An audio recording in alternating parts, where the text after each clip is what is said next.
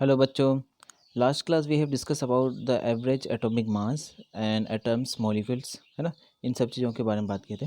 And आज की class में हम बात करेंगे average molecular mass. Average atomic मास आपका अलग है, एवरेज मॉलिक्यूलर मास आपका अलग है, ठीक है। एंड उसके बाद हम बात करेंगे लॉ ऑफ केमिकल कॉम्बिनेशन के बारे में। किसके बारे में? लॉ ऑफ केमिकल कॉम्बिनेशन के बारे में। तो सबसे पहले हम बात करते हैं एंड लास्ट में फिर हम जो लास्ट लास्ट क्लास में जो हम आपको क्वेश्चन दिए थे, होमवर्क दिए थे, तो उस क्वेश्चन का हम डिस्कस करेंगे इस सबसे लास्ट स्लाइड में, ठीक है। चलो, तो एवरेज मोलिकुलर मास की हम बात करते हैं। एवरेज मोलिकुलर मास हम कैसे कैलकुलेट करेंगे? तो सबसे पहले हम देखते हैं कि एवरेज मोलिकुलर मास जो है नॉर्मली एप्लीकेबल किसके लिए? आपका गैसेस मिक्सचर के लिए, ठीक है। जो गैसेस मिक्सचर है उनमें से अगर डिफरेंट टाइप के गैसेस को अगर मिक्स कर देंगे तो उसका एवरेज कितना आएगा? एवरेज मतलब समझ में आ रहा है कि जैसे मान लो कि 3 स्टूडेंट है, तो सबके मान लो वेट अलग अलग है, ठीक है। वेट अलग अलग, मान लो इसके वेट है 20 kg, इसके 30 kg, इसके 40 kg है। तो एवरेज अगर हमसे पूछे कि एवरेज तीनों लड़कों में से एवरेज एटॉमिक एवरेज वेट कितना है, तो हम वहाँ पे कैसे कैलकुलेट करते हैं? 20 + 30 + 40 बाई जितने भी हैं आपके पास 3 डिवाइड बाई 3। इसको जब आप डिवाइड करेंगे तो ये आपके क्या आ जाएंगे? एवरेज वेट आ जाएगा। इसी तरह से हमारे पास क्या है? एटम्स है, नंबर ऑफ मोल्स हैं, ठीक है। तो हमें निकालना है एवरेज मोलिकुलर मास। तो जो मोलिकल्स का मास है उसकी मास का बात करते हैं, ठीक है। तो फिर हम यहाँ पे कैसे करेंगे कि एवरेज मोलिकुलर मास है तो मास की बात हो रही है, तो मास की बात हो रही है, तो जो टोटल नंबर ऑफ मास है उसको किससे डिवाइड करेंगे? टोटल मोल से डिवाइड कर दिए, ठीक है। तो आपका क्या आ जाएगा? Average molecular mass. अब ये टोटल जो मास है, तो टोटल मास कौन से मास की बात हो रही है, ठीक है। ये वो जो टोटल मास जो है वो कौन से मास की बात हो रही है? वो हो रही है मास जो आपका गिवन मास है ना। जो भी आपके पास जो भी गिवन मास दिया रहेगा, जिसमें जैसे मीन्स कहने का मतलब है कि नंबर ऑफ मोल्स का फॉर्मूला क्या होता है? Given mass by molar mass, ठीक है। तो ये जो डब्लू है गिवन मास, तो ये आपका हो जाएगा W N into M, molar mass into number of moles. तो मान लो अगर आपके पास टू टू गैसेस दिए हुए हों, तो टू गैसेस दिए हुए तो N1 M1 plus N2 M2, N1 M1 plus N2 M2 by total number of moles, तो N1 प्लस N2। तो ये क्या हो जाएंगे? आपके एवरेज मोलिकुलर मास हो जाएंगे, ठीक है। अब यहाँ पे आप अगर बात करेंगे कि इसका यूनिट क्या होगा, तो जो नंबर ऑफ मोल्स ऊपर है, नंबर ऑफ मोल्स नीचे है, तो दोनों का नंबर ऑफ मोल्स कैंसिल हो जाएगा और जो आपके पास क्या बचेंगे? मास बचेंगे ओनली। तो मास का जो मास का यूनिट होगा वही आपका एवरेज मोलर मास का भी यूनिट होगा, ठीक है। समझ में है? चलो, इसके बेसिस पे हम क्वेश्चन करते हैं। तो सबसे पहला क्वेश्चन क्या है आपका? देखो कि calculate average molecular mass of 2 moles of oxygen, 3 moles of carbon dioxide and 5 moles of sulphur dioxide, ठीक है। चलो, तो 2 मोल्स किसके बारे में बात कर रहा है? ऑक्सीजन के बारे में। तो ऑक्सीजन तो O2, तो O2 तो 1 ऑक्सीजन का मोलर मास कितना होता है? 16 इंटू 2 कितना हो जाएगा आपका? 32। तो इंटू 32 प्लस उसके बाद 3 मोल्स ऑफ कार्बन डाइऑक्साइड, तो 3 मोल्स ऑफ कार्बन डाइऑक्साइड। तो CO2 का मोलर मास कितना होता है बताओ? कार्बन का कितना होता है? 12। ऑक्सीजन का हो गया 16 इंटू 2 32, ठीक है। तो 32 प्लस 12 कितना हो गया? 44 इंटू 44 प्लस सल्फर डाइऑक्साइड। तो सल्फर के मोल्स कितने हैं? 5 इंटू SO2। तो SO2 का बताइए कितना है आपका? सल्फर का होता है 32 प्लस आपके ऑक्सीजन O2, तो कितना हो गया? 32 प्लस 32 कितना हो गया? 64 into 64 divide by total number of moles. तो टोटल नंबर ऑफ मोल्स कितने हैं? 3 क्लियर है? 2 + 3 + 5। तो यहाँ से आपका हो जाएगा। चलो, यहाँ पे आप पहले मल्टीप्लाई कर लीजिए। मल्टीप्लाई करने के बाद फिर आप क्या निकाल लीजिए यहाँ से? Average molar mass. तो यहाँ पे कैलकुलेशन हम कर लेते हैं एक बार। तो कैलकुलेशन देखिए यहाँ पे कि टू टू इंटू 32 कितना हो गया आपका? 64 प्लस 3 × 44, तो 4 4 3 12 एंड 132 प्लस 64 × 5 कितना होगा आपका? 320/10। तो दोनों जब तीनों को आप प्लस करेंगे तो यहाँ से प्लस करने के बाद कितना आ जाएगा? 516। तो 116/10 कितना हो गया? 51.6। तो एवरेज मोलर मास कितना हो जाएगा आपका? 51.6, जो आपको यहाँ पे है, ठीक है। समझ में आया? यहाँ पे 51.6, ठीक है। अब देखो कहीं कहीं कभी कभी क्या करेगा कि यहाँ पे नंबर ऑफ मोल्स डायरेक्टली नहीं दिया रहेगा, नंबर ऑफ मोल्स डायरेक्टली नहीं दिए रहेंगे, ठीक है। और दूसरे आप अगर वहाँ पे अगर नंबर ऑफ मोल्स नहीं दिए तो आप नंबर ऑफ मोल्स कैलकुलेट कर सकते हैं, ठीक है। चलो, नेक्स्ट हम बात करते हैं नेक्स्ट क्वेश्चन। देखिए नेक्स्ट क्वेश्चन में क्या, equal moles of H2 and CH4। अब देखो वही कैलकुलेट करना है, एवरेज मोलर मास ही कैलकुलेट करना है।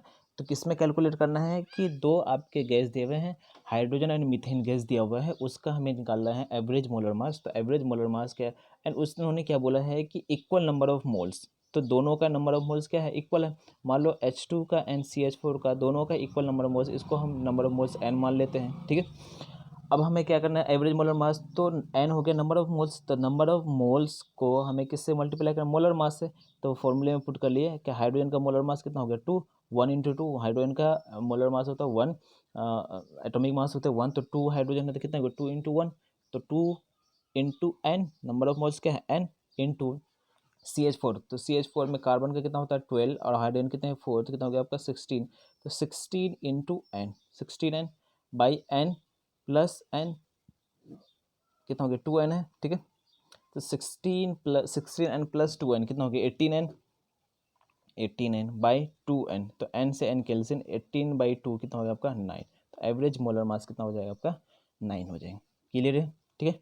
चलो नेक्स्ट हम बात करते हैं नेक्स्ट क्वेश्चन कि equal mass of H2 and CH4। तो मास जो दिया हुआ है आपका, इक्वल मास दिया हुआ है, तो इक्वल मास दिया हुआ है तो क्या आप यहाँ से नंबर ऑफ मोल्स निकाल सकते हैं। पहले सबसे उस पहले वाले क्वेश्चन में आपका सेकंड क्वेश्चन में क्या था, इक्वल मोल्स दिए हुए थे। अब लेकिन इसमें क्या दिया होगा, इक्वल मास दिया हुआ है। तो इक्वल मास दिया तो कोई दिक्कत नहीं, H2 एंड CH4 की बात कर रहा है। तो यहाँ पे आप पहले क्या निकालिए, नंबर ऑफ मोल्स। तो गिवन मास, तो मास तो आपका इक्वल है, W/, हाइड्रोजन का कितना है आपका 2, तो यहाँ पे 2 हो जाएगा प्लस, चलो प्लस मत करो, है ना, ठीक है। ये आपका हाइड्रोजन का नंबर ऑफ मोल्स आ गया, ठीक है। एंड उसके बाद आप किसका निकालिए, यहाँ पे CH4 का नंबर ऑफ मोल्स निकालिए। तो CH4 का नंबर ऑफ मोल्स निकालने तो गिवन मास तो W ही होगा, एंड मोलर मास आपका कितना हो गया 16, ठीक है। ये तो नंबर ऑफ मोल्स हो गए। अब वैल्यू पुट कर लीजिए इसमें ना, एवरेज इसमें वैल्यू, तो नंबर ऑफ मोल्स कितना हो जाएगा आपका W/2 इंटू n, तो यही हो गया W/2। एंड मोलर मास कितना है आपका हाइड्रोजन का 2 plus W/16 into molar mass 16 by W/2 plus W/16। तो 2 से 2 यहाँ कैंसिल होगा, 16 से 16 कैंसिल हो जाएगा, ठीक है। तो ऊपर जो बचा क्या बचा आपका W प्लस W, तो क्या हो जाएगा आपका 2W, W प्लस W क्या होगा 2W। और 16 एंड 2 का जो LCM हो जाएगा कितना 16। तो 16 एंड 2 का जब ये यहाँ पे जब LCM लेने के बाद जब आपका हो जाएगा तो 16 हो जाएगा, तो 2 × 8, 16, 8W प्लस 1W, तो कितना होगा 9W। तो 9W बाई कितना हो जाएगा वो 16, W से W कैंसिल, और आपका क्या हो जाएगा आपको यहाँ पे 16 ऊपर जाएगा, तो यहाँ पे देखो क्या होगा 2/9/16, तो 16 ऊपर जाएगा तो 16 × 2 कितना होगा आपको 32/9। तो एवरेज मोलर मास आपका क्या हो जाएगा 32/9 हो जाएगा। क्लियर है। तो ये आपके थे एवरेज मोलिकुलर मास, इससे पहले क्या था एवरेज एटॉमिक मास थे, ठीक है। तो ये आप आई थिंक आपको सारे कॉन्सेप्ट क्लियर हो गए होंगे, ठीक है। और भी क्वेश्चंस आप कर सकते हैं, आपके पास जो भी बुक हो आप वो वहाँ से क्वेश्चन कर लीजिए, ठीक है। एंड मैं आपको क्वेश्चन और मैं आपको जब मैं आपको LN की शीट वगैरह, मैं आपको मॉड्यूल वगैरह देता रहूँगा, अब वहाँ से आप नंबर ऑफ़ क्वेश्चंस करते रहिए, ठीक है। चलो नेक्स्ट हम बात करते हैं क्वेश्चन, एक क्वेश्चन तो हो गया। अब नेक्स्ट बात करते हैं लॉज ऑफ केमिकल कॉम्बिनेशन। क्या बात करते हैं, लॉज ऑफ केमिकल कॉम्बिनेशन के बारे में, ठीक है। देखो लॉज ऑफ केमिकल कॉम्बिनेशन क्या है कि कुछ साइंटिस्ट ने क्या किया कि लेवेजबर हो गए, डाल्टन्स हो गए, ये इन्होंने मैटर के या केमिकल रिएक्शन के बेसिस पे उन्होंने अपने अपने थेसिस दे दिए, अपने अपने लॉज दिए, है ना। तो ये थे वो थे आपके लॉज ऑफ केमिकल कॉम्बिनेशन, ठीक है। तो laws of chemical combination total laws हैं आपके 5 laws of mass of conservation, laws of definite proportion, multiple proportion, gases and Avogadro's. अब हम एक एक करके डिफाइन करते हैं कि उस क्या क्या हैं, ठीक है। तो ये सारे आपके क्या है laws of conservation of mass है सबसे पहले। तो सबसे पहले हम इसके बारे में बात करते हैं कि laws of conservation mass, laws of mass conservation क्या है, ठीक है। ये लेवेजबर ने दिया सबसे पहला, है ना, कि किसने दिया। ये भी बहुत इंपॉर्टेंट क्वेश्चन है कि जितने भी लॉज हैं सारे साइंटिस्ट के नाम भी आपको याद रखने हैं, ठीक है। देखो अब लॉज ऑफ मास कंजर्वेशन, अच्छा यहाँ पे इसको ये कर दिएगा, ठीक है। लॉज ऑफ मास कंजर्वेशन या मास कंजर्वेशन, उसके बाद देखो लेवेजबर, है ना, इन्होंने किसने दिया लेवेजबर, गिवन बाय लेवेजबर। अब देखो इसके बेसिस पे क्या है कि इन्होंने बोला कि मास can never be created not be destroy in any chemical reaction. जिस तरह से एनर्जी को आप किसी तरह से क्या नहीं कर सकते, ना तो डिस्ट्रॉय कर सकते हैं ना ही क्रिएट कर सकते हैं, उसी तरह से आप एक केमिकल रिएक्शन में आप मास को ना ही डिस्ट्रॉय कर सकते हैं और ना ही आप उसमें क्रिएट कर सकते हैं, ठीक है। तो उस केमिकल का इसका मतलब ये हुआ कि जब हम कुछ नहीं कर सकते हैं तो कहीं ना कहीं आपका उस रिएक्शन में मास क्या होगा, कंजर्व होगा, मास कांस्टेंट होगा, मास कहीं नहीं जाएगा, ठीक है। तो इसका मतलब ये हुआ कि जब एक रिएक्शन होता है तो रिएक्शन में प्रोडक्ट भी होते हैं और रिएक्टेंट भी होता है, तो रिएक्टेंट साइड में जो मास होगा वही आपका क्या होगा, प्रोडक्ट साइड में होगा।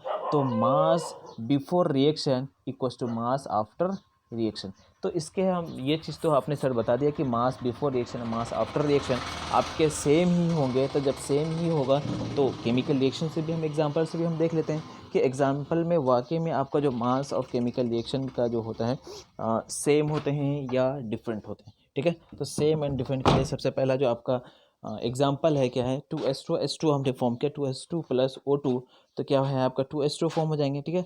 तो मास बिफोर रिएक्शन देखिए, ठीक है, मास बिफोर रिएक्शन देखिए 2 × H2, तो हाइड्रोजन का कितना होता है 1, तो 1 कितने टोटल नंबर ऑफ एटम है 2, तो 2 × 2 कितना हो गया आपका 4, ठीक है, प्लस ऑक्सीजन O2, तो O2 कितना हो गया 16 × 2 तो 32, तो 32 हो गया। तो मास बिफोर रिएक्शन कितना होगा, या product mass of reactant equals to mass of product भी कर सकते हैं। तो रिएक्टेंट क्या होगा 32 + 4 तो कितना हो जाएगा 36। ये है आपका रिएक्टेंट साइड के मास। अब हम प्रोडक्ट साइड के मास के बारे में बात करते हैं। तो प्रोडक्ट साइड वाले मास में देखो 2 × ठीक है 2 × हाइड्रोजन का कितना होता है 1 × 2 + 16, 2 + 16 कितना हो गया आपका 18, 18 × 2 कितना हो गया आपका 36। देखो 36 बिफोर रिएक्शन या रिएक्टेंट का मास 36 है, आफ्टर वो भी आपका कितना है 36 है। तो बिफोर एंड आफ्टर दोनों ही आपका सेम है। तो यहाँ पे क्या आपको पता चल रहा है कि मास बिफोर रिएक्शन और आफ्टर रिएक्शन आपका क्या होते हैं, सेम होते हैं। तो यहाँ से आपका लेवेजबल का कहीं ना कहीं कॉन्सेप्ट आपका क्या है, सही है। क्लियर है। चलो नेक्स्ट क्वेश्चन की बात करते हैं। जैसे हम बात करते हैं C+O2, तो C+O2 कार्बन के कितने 12 एंड ऑक्सीजन के 32, तो कितना हो गया 44। तो यहाँ पे भी आपका क्या हो गया 44 ग्राम। इसी तरह नाइट्रोजन की बात कर लीजिए, तो नाइट्रोजन का कितना हो गया 14, 14 × 2 28 एंड हाइड्रोजन का कितना 1, 1 × 2 2 × 3। ये समझ में आ रहा है ना, ये हमने कैसे किया है। तो 3 × हाइड्रोजन कितने हैं आपके, या स्टोइकोमेट्रिक कोफिशिएंट आपका कितना है, ये कोफिशिएंट एक तरह से मान लो 3 कोफिशिएंट है, और हाइड्रोजन कितने हैं 1।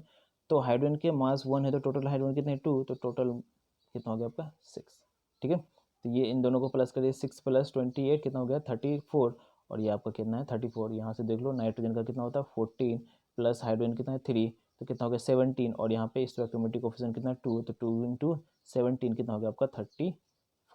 दोनों ही आपके क्या है आपका सेम है। क्लियर है यहाँ तक, ठीक है। चलो नेक्स्ट हम बात करते हैं, ठीक है। तो नेक्स्ट है लॉ ऑफ मल्टीपल प्रोपोर्शन है। तो लॉ ऑफ मल्टीपल प्रोपोर्शन, एक लॉज ऑफ मल्टीपल प्रोपोर्शन से पहले हम लॉज ऑफ डेफिनेट प्रोपोर्शन की बात करते हैं, जिन्होंने किसने दिया था आपका, प्रोस्ट ने दिया था। किसने दिया था आपका, प्रोस्ट ने दिया। According to this law ratio of components by weight remain same no matter what is the source component और मेथड ऑफ प्रिपरेशन। मीन्स कहने का मतलब इसका जो लॉज ऑफ डेफिनेट प्रोपोर्शन थे जो प्रोस्ट ने बोला था कि जो भी आपके पास कंपाउंड है उसके जो कंपोनेंट्स हैं, ठीक है, ठीक है, जो भी कंपाउंड्स होंगे उसके जो कंपोनेंट्स होंगे आप कहीं से भी जो, या सीधा सिंपल से सुनिए कि कोई भी कंपाउंड है ना, कंपाउंड मीन्स मान लो हम एग्जांपल ले लेते हैं H2O का है ना, कोई भी कंपाउंड से मान लो H2O है आपके पास। अब जो H2O है तो H2O अगर फॉर्म हो रहे हैं तो ये कोई भी मैटर नहीं करता है कि उसका जो बनाने का जो मेथड होगा, मेथड ऑफ प्रिपरेशन जो होंगे, या फिर आपका कहाँ पे अवेलेबल है, उससे कोई फ़र्क नहीं पड़ता। उसका जो कंपोनेंट्स का जो रेशियो है ना वो आपका रिमेन क्या होगा, सेम होगा बाय वेट, है ना, ठीक है। जैसे मैं बात करता हूँ H2O की बात कर रहे थे, H2O की बात है, जैसे रेन वाटर है तो रेन वाटर में भी आपका क्या होगा H2O ही होगा। H2O के मीन्स हाइड्रोजन आपका कितना होगा 2 और ऑक्सीजन कितना हो गया 1 ही होगा।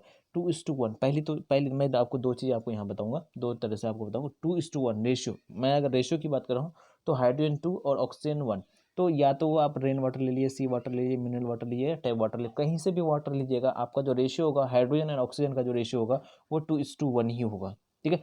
अब यहाँ पे बाय वेट है तो बाय वेट अगर आपके जो रेशियो है वो सेम है तो आपका वेट भी सेम होगा। मीन्स हाइड्रोजन का वेट बताओ, हाइड्रोजन का कितना होगा, हाइड्रोजन 1 मोलर मास 1 होते हैं तो 2 हाइड्रोजन है तो 2 हो गए, एंड ऑक्सीजन का कितना हो गया 16, तो 2:16 ही होगा। अगर इसका रेशियो थोड़ा सा भी अगर चेंज हो गया तो ये वाटर नहीं होगा। मान लो अगर H3O हो जाए या HO हो जाए, ये फिर आपका वाटर नहीं होगा। चाहे आप किसी तरह से भी बना रहे हो, किसी मेथड ऑफ प्रिपरेशन भी चेंज कर दिएगा तो भी आपका वाटर का जो फॉर्मूला है, जो कंपोनेंट्स है, वो H2O ही होंगे, या रेशियो है, या फिर हम वेट की बात कर ले तो वो आपका सेम ही होगा। क्लियर है? कोई भी है ना, कोई भी रिएक्शंस के, कोई भी केमिकल्स की बात कर लीजिए, है ना, कोई केमिकल्स या कोई भी कंपाउंड्स के बारे में बात कर लीजिए, सबका आपका क्या होगा, रेशियो सेम ही होगा। चाहे आप वेट की बात करिए, या फिर आपके कंपोनेंट्स के रेशियो की बात कर लीजिए। ठीक है? उसी तरह से आप कार्बन डाइऑक्साइड का भी ले सकते हैं। तो कार्बन के वेट के अगर इस रिस्पेक्ट में लेना चाहे तो वेट में आपका कार्बन का कितना हो गया, 12 हो गया, ऑक्सीजन का कितना होगा, 32। तो ये आपका सेम ही होगा, चाहे मैंने ये कार्बन एंड ऑक्सीजन के साथ रिएक्शन करवाया है, या कैल्शियम कार्बोनेट को हमने हीट किया है, तो हीट करने के बाद क्या ऑक्साइड एंड क्या बनते हैं आपके, कार्बन डाइऑक्साइड बनता है, तो वो भी आपका क्या है यहाँ पे सेम ही होगा। क्लियर है? ठीक है? तो डेफिनेट प्रोपोर्शन में आपका क्या है कि कुछ भी कर लीजिए, है ना, आपके जो कंपाउंड्स के जो कंपोनेंट्स है उसके रेशियो सेम रहेंगे, या फिर आप वेट के सिंपल में आप बात करेंगे तो वेट भी आपका क्या होगा, उसके रेशियो में सेम ही होगा। अगर ये चेंज हो जाते हैं तो आपके पूरा का पूरा कंपाउंड ही चेंज हो जाएगा, वो आपका कंपाउंड नहीं कहलाएगा। ठीक है? H2O में अगर कुछ चेंज हो जाते हैं तो वो आपका वाटर नहीं होगा, कुछ और कंपाउंड बन जाएगा। ठीक है? चलो, अब हम बात करते हैं लॉ ऑफ मल्टीपल प्रोपोर्शंस। देखो, लॉज ऑफ मल्टीपल प्रोपोर्शन क्या है, when one element combined with other element, one element combined with other element to form two और मोर डिफरेंट कंपाउंड। मीन्स कहने का मतलब, जैसे मान लो मैं आपको एग्जांपल, जैसे कार्बन है, ठीक है, one element combined with other element oxygen, ठीक है, टू फॉर्म टू और मोर कंपाउंड। तो ये है कि कार्बन एंड ऑक्सीजन, ये ऐसा नहीं कि कार्बन एंड ऑक्सीजन मिलकर एक ही कंपाउंड बनाएगा, टू से ज़्यादा भी कंपाउंड बना सकते हैं। तो जैसे हमें पता है कि कार्बन और ऑक्सीजन मिलकर कौन कौन से कंपाउंड बनाते हैं, एक तो कार्बन मोनोऑक्साइड बनाता है, और एक क्या होता है, कार्बन डाइऑक्साइड बनाते हैं। ठीक है? कार्बन एंड ऑक्साइड मिलकर यही, ऑक्सीजन मिलकर यही आपके दो कंपाउंड बनाएंगे। उसके बाद then mass of one element which combined with a constant mass of other element will bear a simple ratio to another। Means कहने का मतलब यहाँ पे है कि जो आपके दो कंपोनेंट्स है, दो एटम्स है, वो दोनों एटम्स मिलके कंबाइन हो रहे हैं, तो कंबाइन होने के बाद एक का अगर मान लो यहाँ पे फिक्स कर दें इसके मास फिर फिक्स कर दो, या इसके एटम्स फिक्स कर देंगे, तो जो दूसरा वाला एटम है ये एक दूसरे के सिंपल रेशियो में होगा, या होल नंबर रेशियो में आएंगे। क्लियर है? तो जैसे बात कर लेते हैं यहाँ पे कि ऑक्सीजन, तो कार्बन का कितना होता है 12, ऑक्सीजन का कितना 16, यहाँ पे कार्बन 12 और ऑक्सीजन कितना हो गया 32। तो कार्बन वाले तो आपके, तो यहाँ पे क्या है आपका कांस्टेंट है, तो 16, कार्बन मोनोऑक्साइड में 16 एंड कार्बन डाइऑक्साइड में कितना हो गया आपका 32। तो जब इसका रेशियो लेंगे तो ये क्या होगा 1:2। तो ये हमेशा आपके, अगर दो एटम्स हैं, दो डिफरेंट एटम्स है, वो कंबाइन मिलके अगर आप जितने भी कंपाउंड बना रहे हैं, तो वो मिल के जो उसका जो रेशियो होगा ना, जो फिक्स नहीं है जो एटम, उसका जो रेशियो होगा वो होल नंबर रेशियो ही होगा, 1:1 में होगा, या 1:2 हो सकते हैं, 1:3 हो सकते हैं, 1:4, 5, 6, जितना भी कंपाउंड बनेंगे वो उतने ही रेशियो में होगा, होल नंबर रेशियो होगा। ठीक है? तो यहाँ पे देखिए हमने लिखा है क्या, simple ratio means ratio between small natural number such as 1:1, 1:2 and 1:3। ठीक है? अब हम इसके एग्जांपल्स के बारे में बात कर लेते हैं।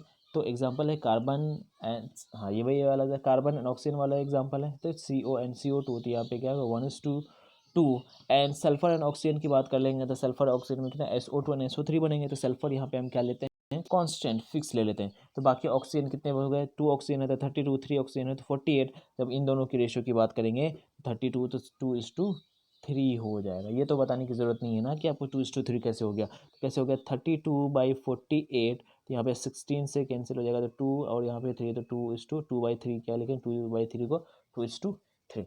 उसी तरह से थर्ड एग्जाम्पल आपका नाइट्रोजन एंड ऑक्सीजन है। तो नाइट्रोजन ऑक्सीजन से कंपाउंड जो बनेंगे आपके N2O, N2O2, N2O3, N2O4, N2O5। Means nitrogen आपके, अब यहाँ पे देखो N2O5 जो है आपके, ये कोई जरूरी नहीं कि N2O5 बन भी रहे होंगे, वो हमें नहीं पता, वो हम आगे देखेंगे कि N2O5 आपके बनेंगे या नहीं बनेंगे। ठीक है? चलो, अब यहाँ से देखिए, यहाँ इस वाले कंपाउंड का अगर मैं आपकी रेशियो की बात करता हूँ, तो यहाँ पे क्या है, ऑक्सीजन तो सॉरी नाइट्रोजन तो आपका तो कांस्टेंट है। तो ऑक्सीजन की बात करते हैं, ऑक्सीजन 16, 32 है ना, 48, 64 और 80 होंगे। ऑक्सीजन कितने, 1 है तो 16, 2 है तो 32, 3 है तो 48, 64 एंड 80। तो इसका जब रेशियो लेंगे तो 16 से डिवाइड कर लो, तो 1:2:3:4:5 हो जाएंगे। क्लियर है? तो ये आपके थे laws of multiple proportions. Clear है आपको लॉज ऑफ मल्टीपल प्रोपोर्शन समझ में आया। चलो नेक्स्ट हम बात करते हैं लॉज ऑफ गैसेस वॉल्यूम और गैलुजिक लॉ। क्लियर है कि इसको गैलुजिक लॉ भी बोलते हैं।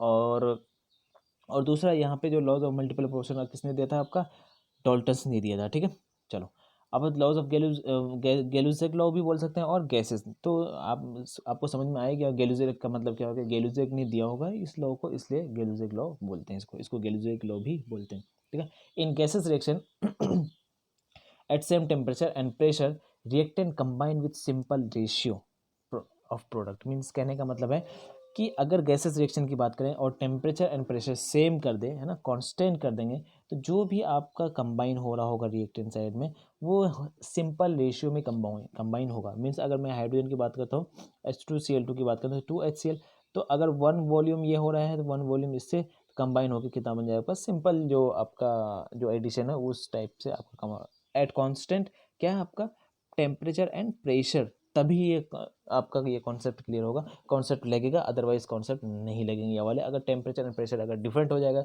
तो फिर कहीं ना कहीं आप हम आगे पढ़ेंगे इक्विलिब्रियम वगैरह की बात करेंगे, एंड इक्विलिब्रियम नॉन इक्विलिब्रियम की बात करते हैं, या फिर हम one direction and uni direction की बात करेंगे, तो यहाँ पे कहीं ना कहीं आपको क्या हो जाएगा, ये फिर आपका वैलिड नहीं होगा। तो at constant temperature and pressure पे हम जब बात करेंगे तो रिएक्टेंट में जो अभी आपका, ठीक है, तो रिएक्टेंट में जो भी आपका एटम्स कंबाइन होंगे वो आपका सिंपल रेशियो में होगा, है ना, तो प्रोडक्ट जो फॉर्म होगा, तो अगर 1 लीटर H2 का है, 1 लीटर Cl2 का है, तो आपका जो प्रोडक्ट बनेगा आपका कितना बनेगा 2 लीटर। अगर 1 मोल की बात करें, 1 ml की बात करेंगे तो कितना बनेगा आपका 2 ml बनेगा। क्लियर है चलो अब हम बात कर लेते हैं नेक्स्ट क्या है आपका, नेक्स्ट एंड लास्ट, ये हमने पहले भी बात कर लिया है एवोगाड्रोस लॉ के बारे में, तो एवोगाड्रो लॉ में बस थोड़ा सा बता दे दो एवोगाड्रोस लॉ के बारे में। ठीक है एवोगाड्रोस लॉ में क्या है आपका, सबसे पहला है कि एट यहाँ पे भी आपका कंडीशन आपका क्या है, कंडीशन लगा हुआ है कि at constant temperature and pressure equal volume of all gases contain equal number of molecules. ठीक है तो जितने भी, या तो बोल सकते हैं इक्वल नंबर ऑफ मॉलिक्यूल्स, अगर आपने बोला यहाँ देखो मैंने मॉलिक्यूल्स लिखा है, तो मॉलिक्यूल्स की जगह पे आप नंबर ऑफ मोल्स भी बोल सकते हैं, क्योंकि आपको आपके पास अगर नंबर ऑफ मोल्स है तो आप नंबर ऑफ मॉलिक्यूल्स निकाल सकते हैं, नंबर ऑफ एटम्स भी निकाल सकते हैं। क्लियर है ठीक है तो H2+ यहाँ पे क्या होगा, प्रेशर एंड टेम्परेचर सेम है तो आर भी आपका कांस्टेंट हो गया, आर क्या है यूनिवर्सल गैस कांस्टेंट है। ठीक है तो यहाँ से volume is directly proportional to क्या हो गया आपका नंबर ऑफ मोल्स हो गए, तो यहाँ H2+Cl2 क्या बनेंगे 2HCl, तो 1 लीटर अगर बात करेंगे तो कितना होगा 2 लीटर हो जाएंगे, 1 मोल की अगर बात करें तो 2 मोल हो जाएगा, एंड 1 मोल अगर आप 1 मोल को आप मोलिक्यूल्स के टर्म में लिख सकते हैं, एटम्स के भी टर्म में आप लिख सकते हैं। ठीक है ये थे आपके एवोगाड्रोस ले, एंड अगर इसमें अगर आप वैल्यू पुट करेंगे एसटीपी की अगर बात करेंगे, प्रेशर 180 रख लो, टेम्परेचर आप रखिए एंड आर का वैल्यू रखिए, तो कहीं ना कहीं number of moles equal to क्या होता है VY22.4, ये आपका हमेशा किस में आएगा लीटर में आएगा, तो यहाँ से आप नंबर ऑफ मोल्स भी कैलकुलेट कर सकते हैं। ठीक है चलो अब हम कुछ क्वेश्चंस कर लेते हैं, जो हमने आपको क्वेश्चंस दिए थे लास्ट क्लास में, उस क्वेश्चंस के बारे में बात करेंगे। ठीक है तो सबसे पहला क्वेश्चन था कि if isotopes are given in percentage, chlorine का आपका आइसोटॉप्स दिए हुए थे 35 एंड 37, ठीक है, और उसके परसेंटेज दिए हुए थे 75 और 25, तो इसके आपको क्या निकालना था, एवरेज मोलर मास निकालने थे। तो एवरेज मोलर मास क्या होता है कि जो परसेंटेज है आइसोटॉप्स का इनटू मोलर मास, ठीक है, प्लस जो परसेंटेज दिया हुआ है दूसरा वाला आइसोटॉप्स का, तो उसका प्लस करेंगे, तो इसका देखिए इस वाले का 35 इंटू कितना है 75, तो 35 आपका क्या है आपका यहाँ पे मोलर मास है, 75 परसेंटेज है, प्लस 37 इंटू 25 परसेंटेज दिया हुआ था, और यहाँ पे डिवाइड बाई क्या होता है टोटल परसेंटेज कितना हो गया 100, या फिर आप 75 + 25 कर सकते हैं, तो कितना होगा आपका 100 ही होगा, तो यहाँ बाई 100 कर लीजिए। ठीक है तो यहाँ से एक चीज़ यहाँ पे क्या है कि कैलकुलेशन इजी करने के लिए हमने क्या कर लिया 25 क्या करें 25 हमने कॉमन ले लिया, तो 25 कॉमन लेंगे तो 75 से 25 कॉमन लेट कितना होगा आपका 3, एंड इस वाले में क्या है आपका 25 ही है, तो 35 इंटू 3 कितना 105 प्लस, और यहाँ पे 25 से 4 टाइम्स ही आपका क्या हो जाएगा कैंसिल हो जाएगा, तो यहाँ से कैंसिल हो जाएंगे, तो 35 इंटू 3 105 और 37 105 एंड 37 कितना हो गया 142 डिवाइड बाई 4, तो 35.5 हो जाएंगे। ठीक है ये आपका एवरेज एटॉमिक मास हो गया।